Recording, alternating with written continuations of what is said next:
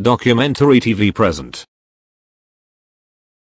This program contains graphic material, including offensive language. Viewer discretion is advised.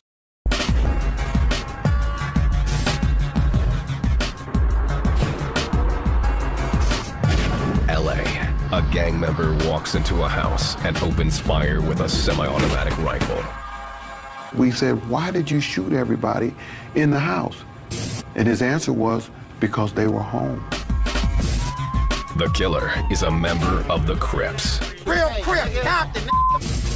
In their gangland world, soldiers kill without a second thought. And you know who the I am, and I'm coming to get you. Anytime you have a 13-year-old who could blow your brains out and go home and play a video game like nothing happened, there's something wrong. South Central LA is the battleground. I don't challenge LA. I don't test LA because I'm Ice-T. A 15-year-old kid will kill me for a reputation. It's a lifestyle lived without rules. Real Crip. It's about death, man. That's all that's coming out of what we have fueled for so many years. Don't be scared. I ain't gonna hit you like. I see no integrity. I see no value system. You're really not gonna understand it. It's just like Martians. You know what I'm saying? People are afraid of that they don't understand. We go deep inside a world where there are only two choices. Crips don't die, they multiply. Crip or die.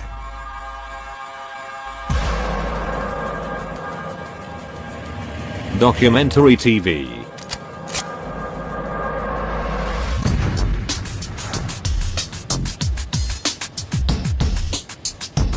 South Central LA, May 9th, 1988. Jamie Finney went for a ride to the store with next-door neighbor LaTanya Nikki Stover. Nikki was eager to show off her new red car.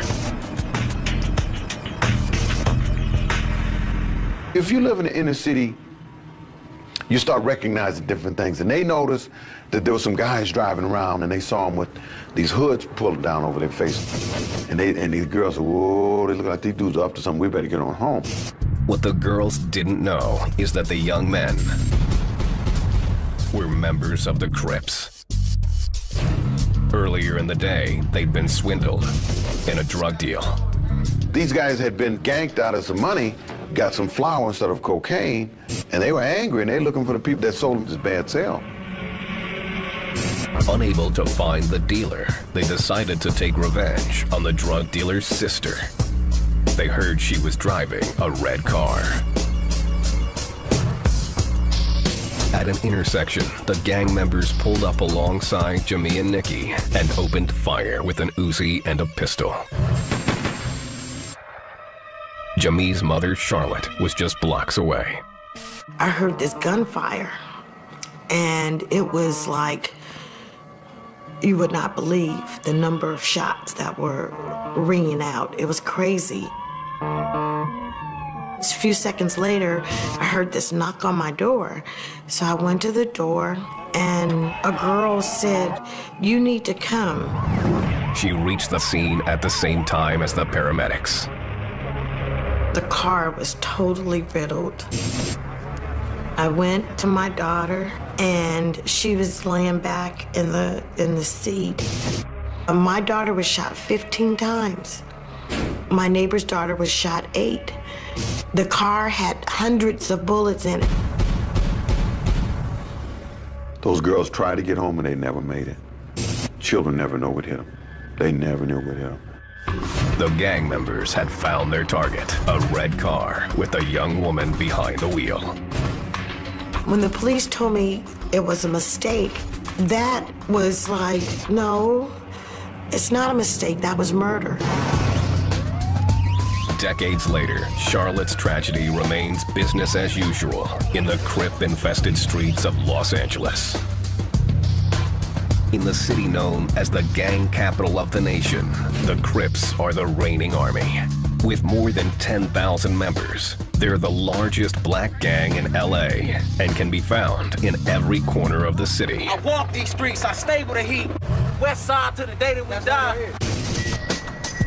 But their epicenter and home base is South Central, a 42-square-mile region just below LA's downtown skyline.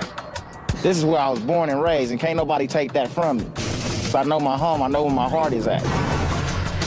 The Crips split their South Central turf between the east side and the west side, with the Harbor Freeway as a dividing line. The gang is split as well. More than 200 different divisions, or sets, control dozens of neighborhoods in and around South Central. Each set has its own name and its own leaders. You come around over here, we gonna tear your mother head off. In this rarely seen video, a high-ranking member of the Crips brags about his gang's lust for power. His identity has been protected for his safety. Being a Crip gang member, man, is beyond anything you cherish in life. You know, you got a mother, you cherish her to the most respect, but a Crip gang, being a dedicated Crip, is something that you constantly seeking out for unity every day, power, because you never get enough of it. Man, it's like a mother fever. Being a Crip is a lifestyle choice, and it's forever. Ain't no getting out. That's not even in the Crip book. Once you become a Crip, you don't never get out. You may slow down, but you'll never get out. It's no getting out. Back in 1974, a teenager named Barry Bryant chose the Crip life.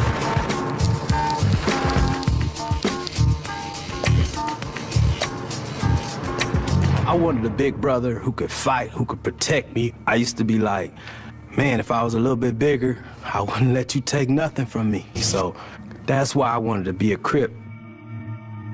Bryant ended up with one of the biggest brothers around. I see these guys coming down the street, big old guy, and it was Tookie. And that's who I wanted to see. Bodybuilder Tookie Williams was a leader in the Crips organization. And he looked at me, he's just like, yeah, you gonna be a little down, Crip. Bryant had found a protector. Another junior high school kid named Richard Lawson was still looking for his. While riding on a school bus, Lawson was confronted by 4 thugs from another neighborhood. The older kids had got on were gang members. I remember them jumping on me. The gang members beat him to the floor. Lawson walked away with a broken nose and a promise to himself. In my own mind and in my own soul, I had took a standpoint at that day that would never happen to me again. Lawson joined up with a Crip set in his neighborhood, known as the Gardena Paybacks. The Paybacks gave him a new name, Lil Rick, and an outlet for his anger. After that incident and the pain that was inflicted on me, for a long time I lived where all I wanted to do was inflict that pain back. It kind of came naturally, you know, and I thrived at it. New recruits were tasting power for the first time and liking it. Overnight, a kid could change his status from victim to aggressor. Once inside the gang, recruits like Lil Rick and Barry were put on the front line. Older gang members molded them into soldiers. Some of the older homies from our community would come up to the school, you know, and pick us up, and they come grab us, take us on missions, you know, burglarizing houses, some thefts, and, you know, a couple robberies here and there. It was all part of their education on what it meant to live like a Crip. I'm in junior high school. I'm with kids that's older than me that are full-fledged Crips, so I had to be what I said I was gonna be. I had to be real Crip now. I had to be down. I couldn't be no punk. I had to be a soldier. And being a soldier meant staying strapped. When I seen a 357 for the first time, I wanted it. I remember seeing a Tech 9, and I wanted one of those. I wanted anything that would put me in the forefront of the lifestyle I was living. But you weren't a true Crip until you put in work. We would put in work on people that owed us money, you know, beat you down for $10. Documentary $20. TV. You know, it wasn't nothing. Putting in work could be anything from talking to you to killing you. Putting in work became a daily activity for thousands of Crips terrorizing the streets of LA. There was even a name for their new lifestyle. It was called Crippin'.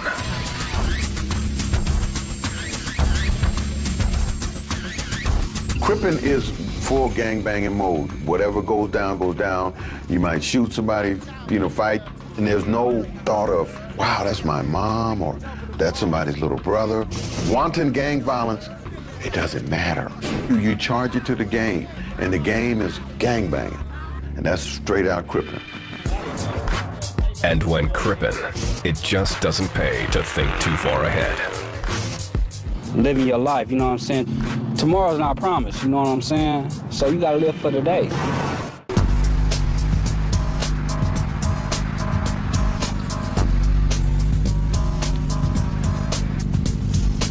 On the streets of South Central LA, thousands of gangbangers had adopted a violent lifestyle called Crippin'.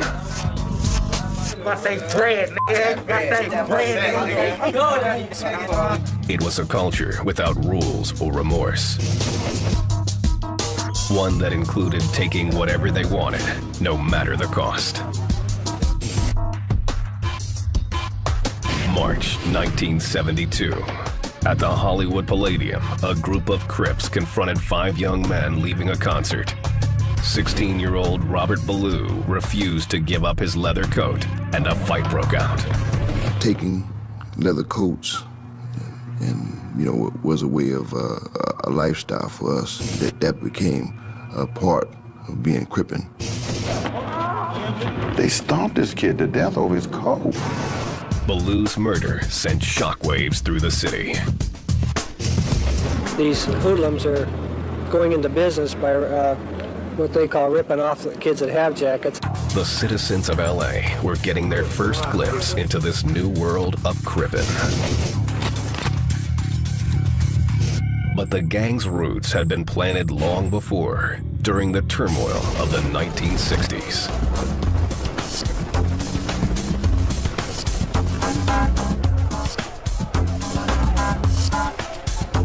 August 11th, 1965. Riots erupted in the Watts neighborhood in South Central. Sparked by an argument during a traffic stop, residents took to the streets with 6 days of retaliation. For many, the riots came as no surprise. Community resentment had been brewing for years. The number one issue at that time was police brutality. So by the time you get to the early 60s, you had an environment that was ripe for a riot, and that's exactly what happened.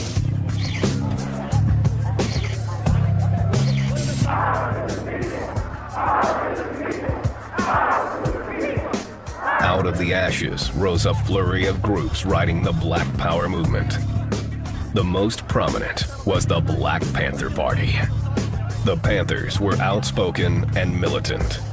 FBI Director J. Edgar Hoover called them the greatest threat.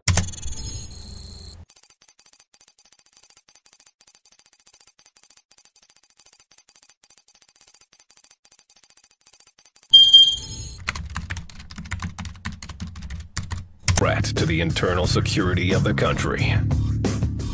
But in South Central LA, residents saw them differently.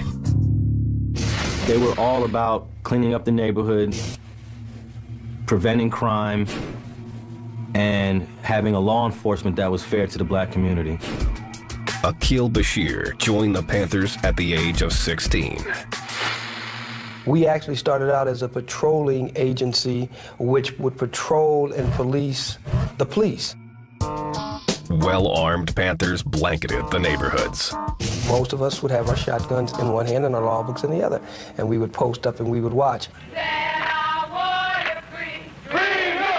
Then, in 1969, the leaders of the Los Angeles Panthers, Bunchy Carter and John Huggins, were murdered while attending a black student union meeting on the UCLA campus. With its leadership in ruins, the Panther movement in LA nearly ground to a halt. What that ended up happening is leaving a bunch of teenage youths that were coming up that had no leadership, and eventually, you know, the Crips are kind of born out of this vacuum. Stepping into that vacuum was a 15-year-old named Raymond Washington. He began rounding up a small group of kids from Fremont High School on the east side of South Central. Washington was no stranger to the streets and had already spent time in a juvenile detention center after being kicked out of school for fighting. He built his new gang from the ground up with his fists. He would go to different neighborhoods, we fight, whoever wins gets to make the rules. And he did that neighborhood by neighborhood, and he was successful in probably 75% of the communities he went to. Pretty successful for a 15, 16-year-old kid. Despite his youth, Washington commanded respect. I actually saw him drive down the street, lead a contingent of guys, stop in the middle of an intersection, point that they were going to go left or right, and everybody would follow him. If you're strong, if you're powerful, if you're intimidating, you're going to have a lot of people follow you, and that's just what Raymond Washington did. His gang was called the Baby Crips, a nod to the members' young age. But before long, that name would change to the Crips. The exact reason behind the change is steeped in folklore.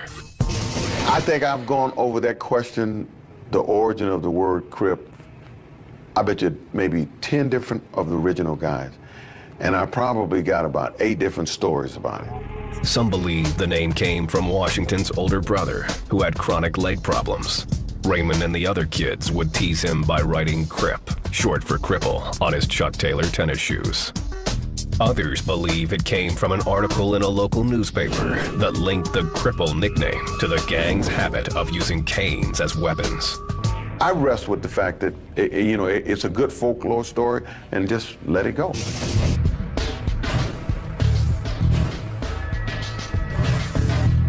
By the early 1970s, Crips' influence on the streets had spilled into the classroom. A teen named Tracy Merrow was introduced to the Crippin' lifestyle while attending high school in South Central. Merrow would go on to global fame as rapper-entertainer Ice-T. The whole school at Crenshaw High School was basically a Crip school. I never was jumped into a gang, but I was more affiliated with Crips than any other set.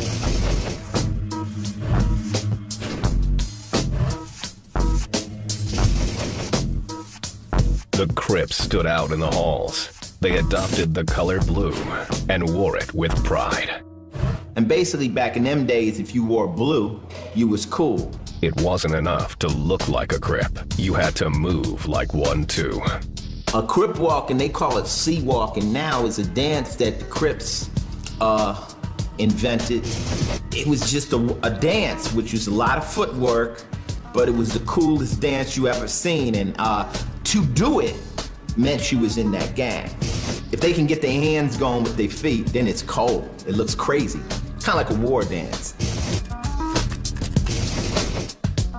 The Crips' influence on Ice-T would again emerge in his music. You want to hear a gang rhyme? Strolling through the city in the middle of the night, niggas on my left and niggas on my right, yelling "Rip" to every nigga I see. If you bad enough, come with me.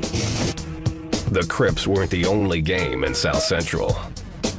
On the west side, gangs like the Smacks controlled the streets. One of the Smacks' leaders was Barefoot Pookie.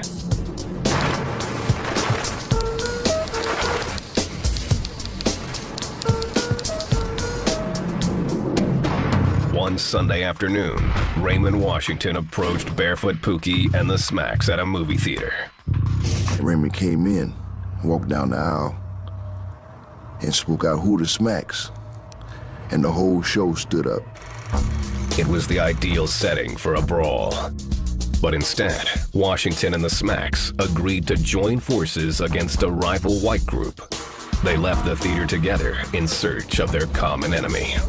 We never did find them, but that day it ended, and the word had spread it all over the west side, the 3 major neighborhoods, the 100s, the 80s, and the 60s were all original West Side Crips. And from that point on, Raymond's legacy began. Chitty chitty bang bang, Crips don't die, they multiply. Crip or die. Washington continued plowing through South Central, absorbing smaller groups and their leaders, including a West Sider named Tookie Williams. He had a bunch of kids over by Washington High School that were under him. Documentary TV. And him apparently met. I don't know if there was a fight, but at some point, Tookie decided to join the Crips, and eventually he became the leader of the West Side Crips. Williams immediately became the poster boy for Crippin'. Well, if you wanted to put something symbolic to gangbanging and Crips, Tookie's physique would be that same kind of image. He was an avid bodybuilder with muscles like a suit of armor. There's not a gay bone in me, but he was a big, fine man, you know. And Tookie was the Clark Gable of the Crips. The style that we had, he enhanced it. Everyone gave him respect. At the time, I had a girlfriend, and she was standing out on the front porch, and she said some fools came up and was messing with her. So I got all ready. I went out to the front door, like, what's up? And it was Tookie, sitting in a lowrider, looking at me. And I got back in the house and said, why was you out there? You know, I mean, nobody really wanted no parts of Took. Under the leadership of its two powerful co-captains, Washington in the east and Tookie in the west, the Crips soon dominated the streets of South Central. And in March 1972, after a group of Crips killed Robert Ballou for his leather jacket, there would be no shortage of new recruits in other parts of the city. The Robert Ballou murder really put the Crips on the map in a big way. You know, people started to hear about Crips, and it also made other kids in the city of Los Angeles think that if they wanted to join up with a gang, I guess the Crips would probably be the one to join up with. In the aftermath of the highly publicized murder, the gang exploded, spilling out of South Central and tearing through LA's neighborhoods like a wildfire. A Crip mean unity, power, communication, force that can't no other man stop unless he catch us one by one. Discipline. It mean, it's like an army. But it wouldn't be long before its generals got too close to the flames.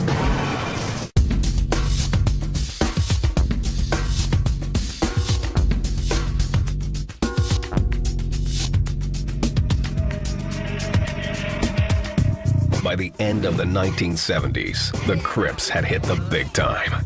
The gang that had started with a handful of kids on the east side of LA had grown to include 45 different sets around the city.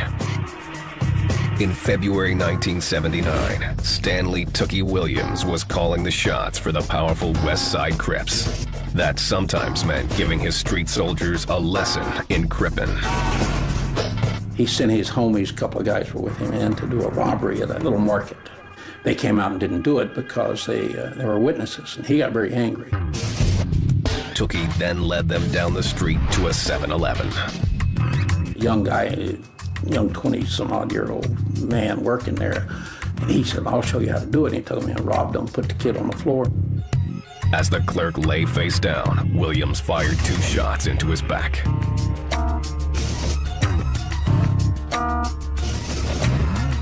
A couple of weeks later, Williams reinforced the lesson during a motel robbery.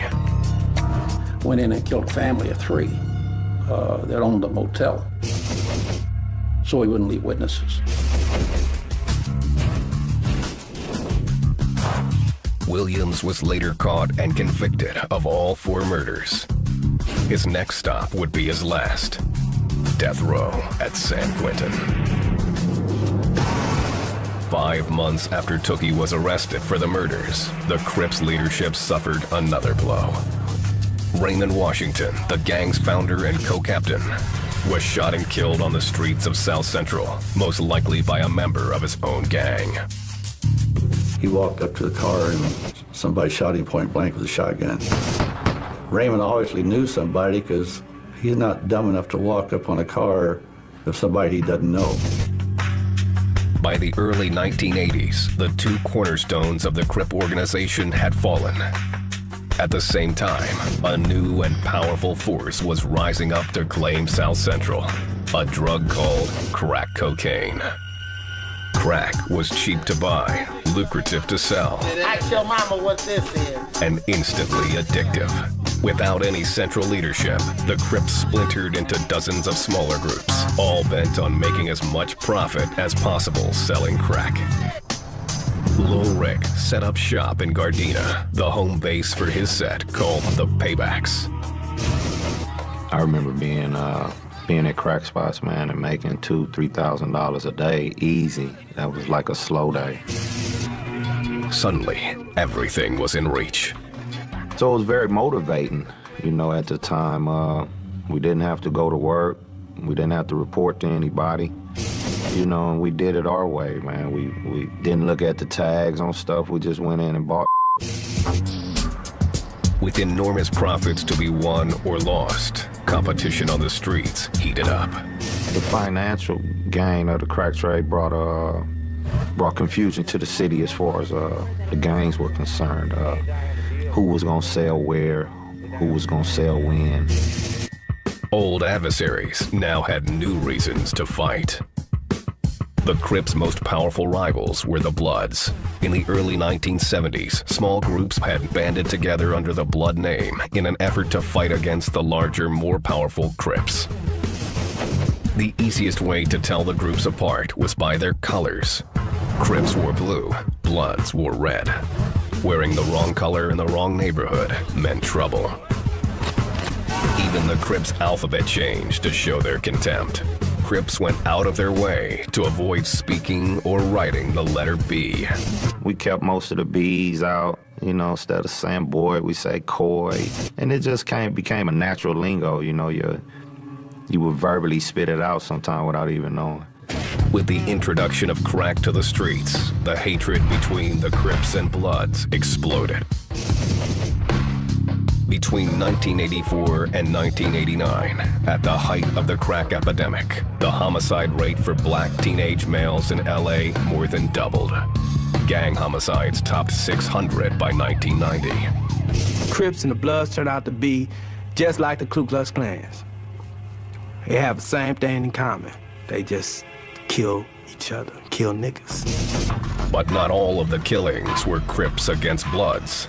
Before long, Crips who used to consider themselves brothers were fighting each other to control every square inch of South Central's drug trade. Crack's outrageous profits started eating away at traditional loyalties. The gangs were our families. We called each other cuz. You know, that's what we called each other. That's how we felt compassionate with one another. But after that, it got out of hand. It just got out of hand. You start to have Crip on Crip rivalry, Crips killing Crips. Each group had their own little group of leaders. The only thing they had in common was they were all called Crips. While the Crips waged war against each other, crack cut a swath through the community. It changed everything, especially the people who bought and sold it. The devastation was swift. Mothers incapable of being mothers, fathers incapable of being fathers. Lil Rick was not immune. He became addicted to his own product. The fast drug money soon disappeared, and Lil Rick was left homeless. The drug continued to fuel his criminal lifestyle as he began committing armed robberies to pay for his next hit.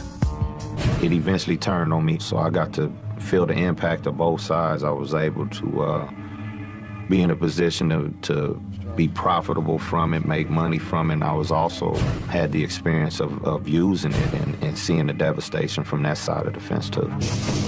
Fellow Crip Barry Bryant also fell into addiction. I got something good inside of me that don't really want to hurt nobody.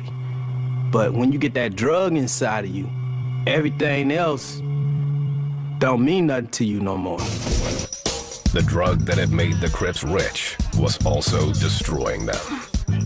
We did start seeing people fall off. Eventually, I was one of the ones that fell off. Crippin' and crack turned out to be a match made in hell. And the innocent citizens of LA would eventually pay a terrible price.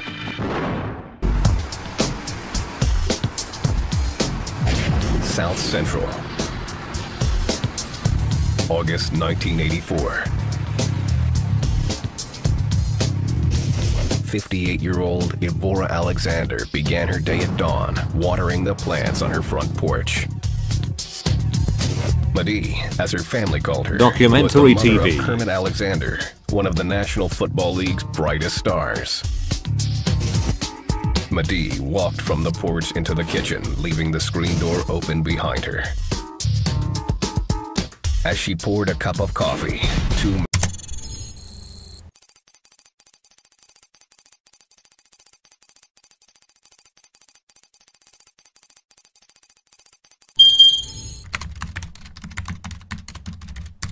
men burst in, one wielding a .30 caliber rifle.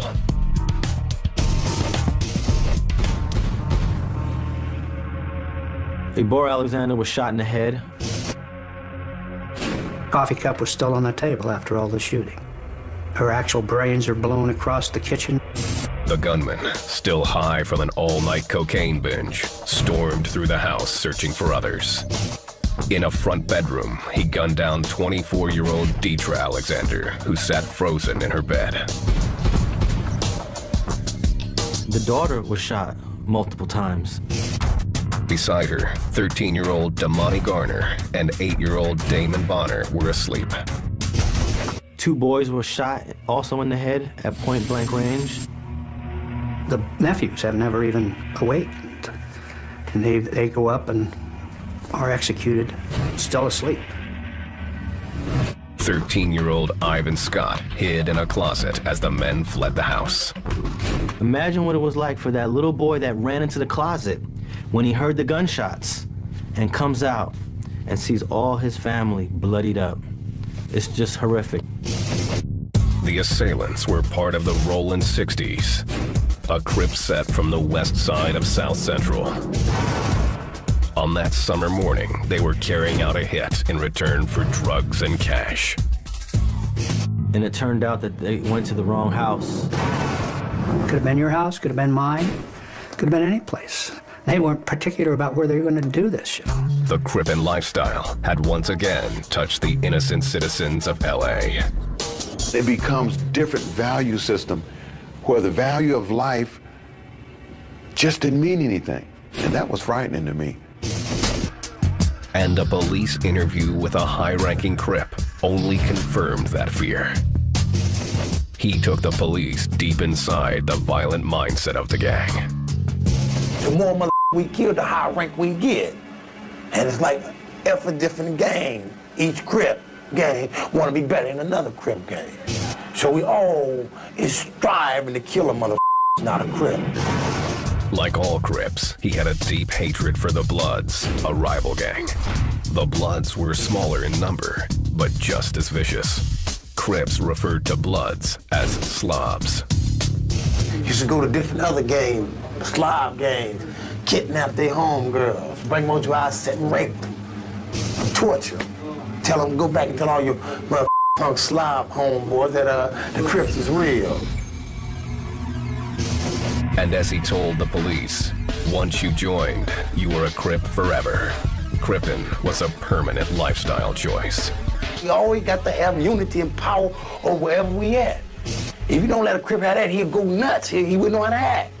Because he's been so used to just going crazy, shooting, robbing, and killing, and raping, and stealing, and just squabbling. That's been life for him.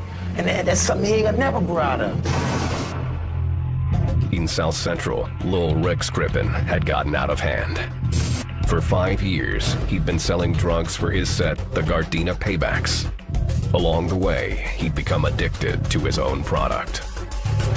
I was just kind of in and out of jail, and my alcohol and drug usage had gotten deeper, and still had the criminal and violent mentality.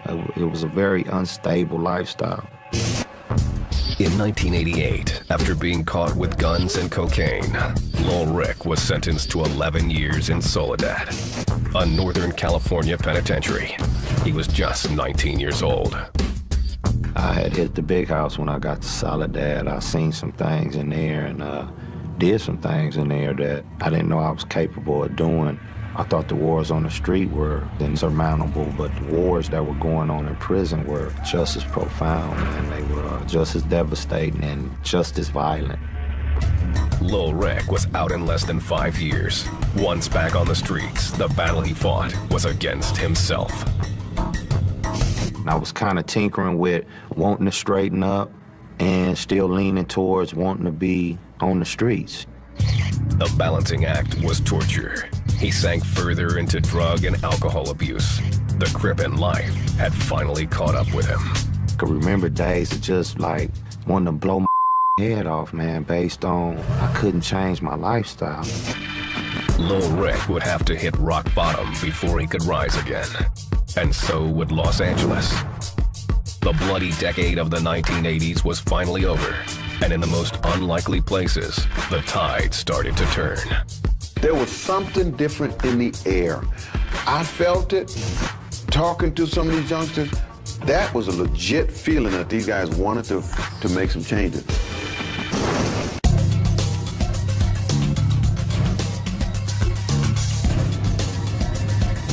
May 9th, 1988.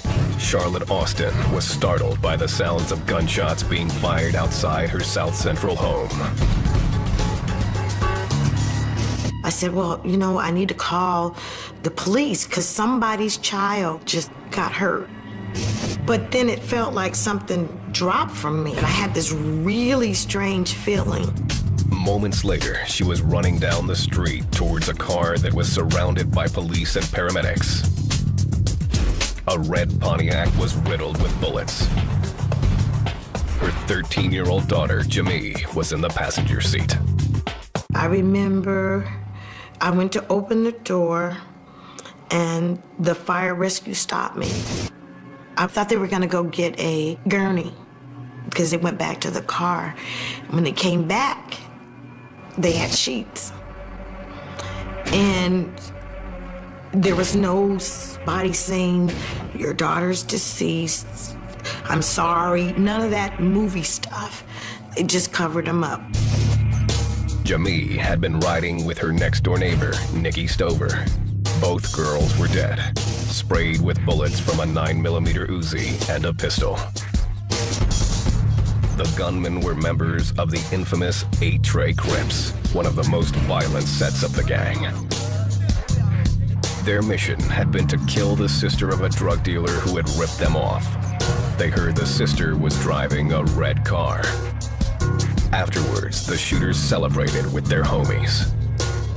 They came back bragging about it, how they shot these girls and their heads were bouncing, and we need a 40 ounce and get some barbecue, and they were gonna have this party because they did this murder.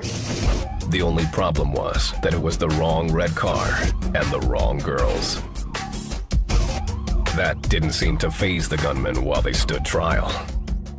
The part in that case that really grabbed me is that for some reason, the young men who were suspects in this case, they never showed remorse.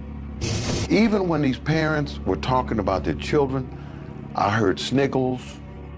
The trial brought home a cold reality that shook even hard-nosed cops like Ken Bell. I wondered, where was the human fiber?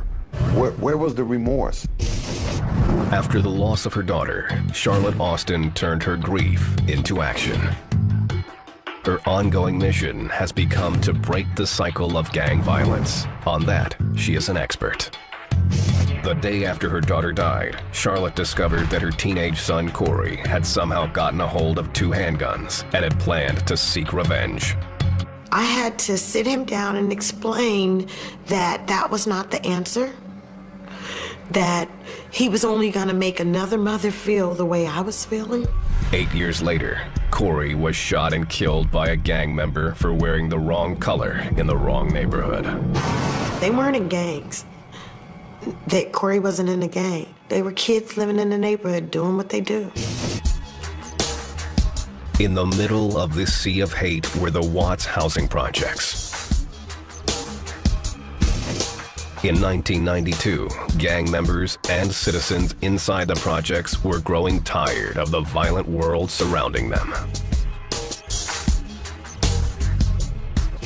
I think a lot of individuals in the different arenas, in the different gang sets, were really fed up of not being able to walk the streets, of brothers being shot, of mothers being shot, of sisters being shot. Leaders from rival Blood and Crip sets decided to start talking. With the help of law enforcement, they came together for a peace summit. We need peace. We need to stop the killing. That's the main thing. We need peace among us black people, because of the simple fact, we all live in South Central, and if we kill each other in South Central, where else do we have to go? The two sides came Documentary to an agreement. TV. The terms, mutual respect and an end to the killing. Some say the peace that followed lasted a few months. Others say a few years. Truces between Bloods and the Crips never last too long. It's always something. But by all accounts, some neighborhoods were a little safer after the truce. In 1993, gang murders in LA were down more than 10%. It was a good period for the gangs in LA because we saw that they can come together. There were other changes within the world of the Crips. In San Quentin, Tookie Williams, the one-time leader of the West Side Crips, had been on death row for over a decade. By 2000, Williams had renounced his criminal past and made a public apology for his role in promoting the Crippin' lifestyle. I believe he felt responsibility, you know, the way things are today, no doubt. Williams co-wrote a series of children's books and launched a website with anti-gang messages for kids and adults. In 2001, his efforts earned him a Nobel Peace Prize nomination by a member of the Swiss parliament. As Williams' execution date inched closer, celebrities latched on to his cause and rallied around an effort to overturn his death sentence. Others weren't as ready to hold Williams up as a role model. The image that bothered me the most about, you know, the whole Tookie thing was the image that he was the guy that was going to free Los Angeles of the gangbangers. And I say, bull crap.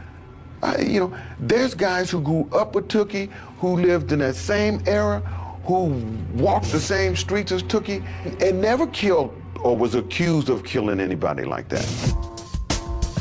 On December 12, 2005, California Governor Arnold Schwarzenegger denied his bid for clemency. The next day, Stanley Tookie Williams was put to death by lethal injection. The sense of accountability that changed Tookie Williams was being felt elsewhere. Some original gangsters, known as OGs, were finally ready to move on. Lil Rick survived jail time and substance abuse. Then, at age 33, he made a decision that changed his life. And I'm not this big guru or religious type dude. I just know something happened deep down in my spirit where I couldn't take it no more. I quit being influenced and started being an influencer. Since then, a lot has happened. Lil Rick joined up with other OGs who work with kids to improve their lives and communities. He says you can be against violence, but still be a Crip. I don't denounce the Crippin' part. I denounce the negative energy. I denounce the killings. I denounce the bullshit in it. I love Crippin', but I'm clear that it's went somewhere that I don't want to be. Lil Rick is not alone. I spent from 19 all the way to 29 in prisons, in and out of prisons. Now, today, I'm trying to give back. The message is simple. It's time for us to grow up and raise up. If it's death you're looking for, then continue on, man. But if it's life you're looking for, you probably need to search somewhere else. In 2007, the LAPD released a list of the 11 most violent gangs in Los Angeles. 4 of them were Crips, who remain the largest black gang in the city with over 10,000 members. And while people like Charlotte Austin and the OGs have made a dent, for every Crip who puts down a gun, another is there to pick it back up. This is what I was born and raised in. This is something you guys gonna never, ever be able to take this in the minds of those soldiers, they feel this is a real war. You dig? And how do you stop a war? I wish I knew. I wish I knew. Documentary TV Plus. If you want a more documentary video, just subscribe on our channel.